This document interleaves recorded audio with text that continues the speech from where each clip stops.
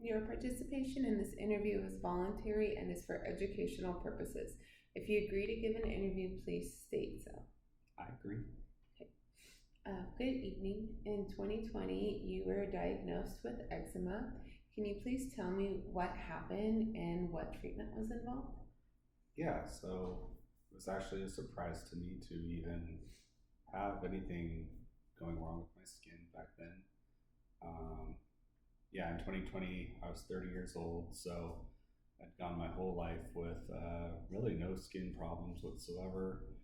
The only thing I really experienced was, you play in the grass and you get a little bit of itchiness, but I always thought that that was normal.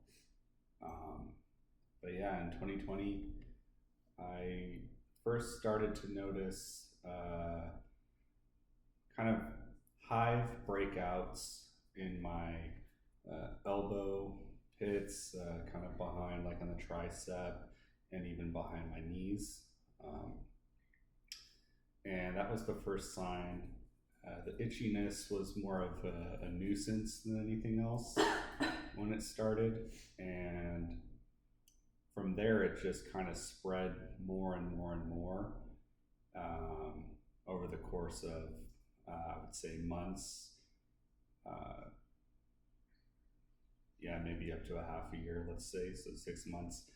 And those hives, eventually it stopped being hives, like red little itchy bumps, and it kind of started at one point, it just spread to where it was on the ribs, just red skin, and an occasional hive or two, but it was just really itchy.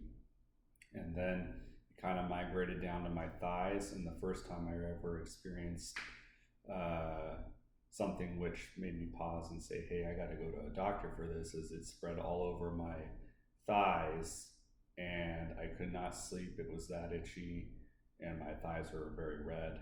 I was first prescribed steroids, so an oral steroid regime, and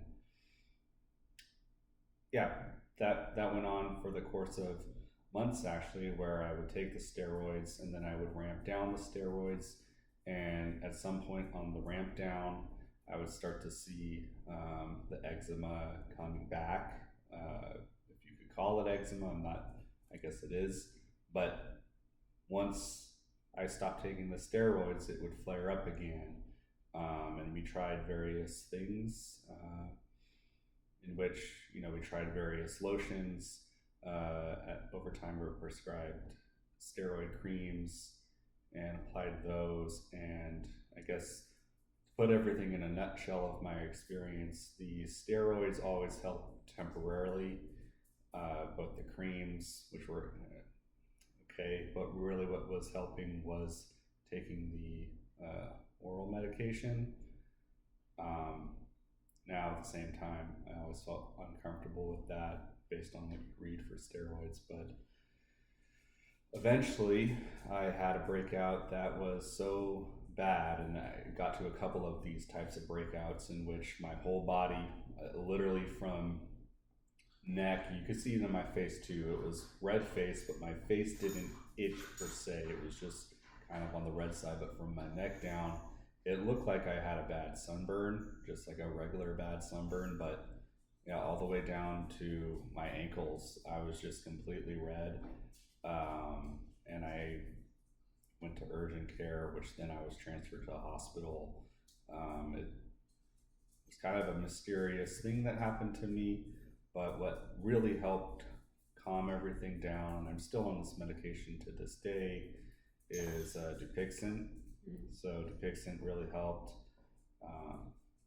When I first started the Dupixent, I would take it once every 2 weeks, and then over time it started to spread in terms of injection periods. It got longer and longer, and now I'll take an injection once every 3 months or so, just if I start to see some sort of flare up.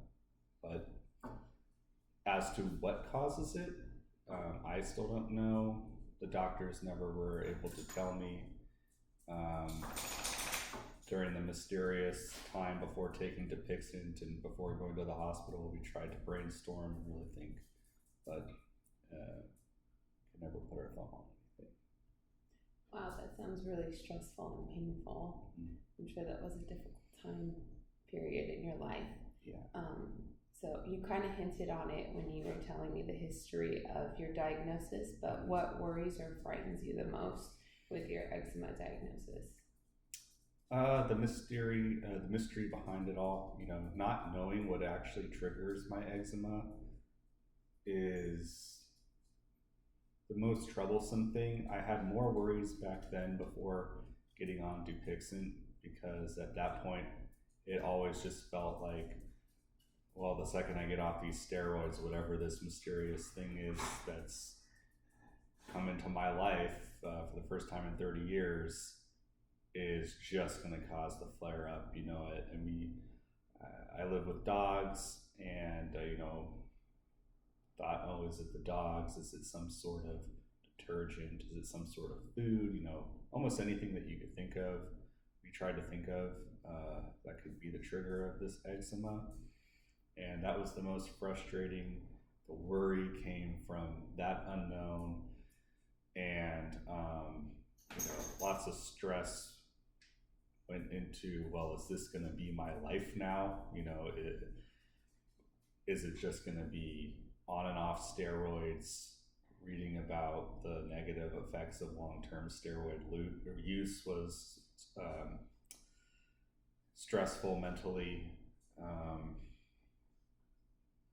Yeah, that was the biggest thing. But I will say that since getting on Dupixent, a lot of my stress levels for that have gone away based on my knowledge of that medication, and also seeing that over time, I actually improved and have gotten back to a state in which I was used to for 30 years of life. So yeah, taking an injection every now and then when I start to see a flare up, a worry does boil up inside of me, of course. That's why we have it on hand at all times. So start to see something, a little hives here or there, a little red on the rib cage. It's just immediately take the Dupixent and I'll be okay. Yeah. Okay. I'm glad you were able to discover the Dupixent. That seems to be something that's been really helpful before you get back to your baseline prior to all this. Mm-hmm. Has anyone helped you with this problem? Yeah, my wife has helped me. I mean, my wife, you helped me. Thanks. Yeah, there was. It took a while, but a doctor finally started to listen. I went through a lot of frustrations with people I was seeing in the medical field, in which, nothing is more frustrating than knowing your own history and what you do on a daily basis. And sometimes it's not always articulated to the way that you want, or you're sitting in an office with a doctor and you feel like you have to give this, really compact, clear story in that room because they only have so much time, and what you say is not always taken in a way that, well, I'll just say this. It took a while for me to find a doctor that listened and told me something other than, oh, I'm allergic to dogs, right? Mm-hmm. I've been living with dogs for a long time and never had an experience like that. And so to hear someone say, hey, this is a very abnormal thing, the doctor that sent me to the hospital when I went to urgent care at the peak of all of this really was a game changer for me. Getting me over to the hospital, the doctors there were awesome, really listened as well, and eventually saw a dermatologist that asked me or suggested that I tried Dupixent, and kind of a scary thing if you never really take those kind of medications because it is an injection, but yeah, I gave it a try and that really did help. I received a lot of advice too from family members and other people, but eventually talking to the right doctor was what led to good things. That's good that you found that doctor. He Yeah. seemed to be the catalyst for change. Yeah. Good. Okay, so you told me about the Dupixent and the oral and topical steroids that you use, though you're still just using the Dupixent, correct? Not the steroids. Not the steroids. And I do have a lotion with a certain mixture percentage of steroids in it. Maybe it's expired by now. I have no idea. But I do have that in the closet as a backup plan. But other than that, I don't really ever use it. Mm-hmm. And I pretty much just have backup Dupixent always available to me. Are there any other non-prescribed kind of either over-the-counter or holistic kind of remedies that you use to help when you feel a flare-up either coming or one that has started but you don't want to necessarily use the Dupixent quite yet?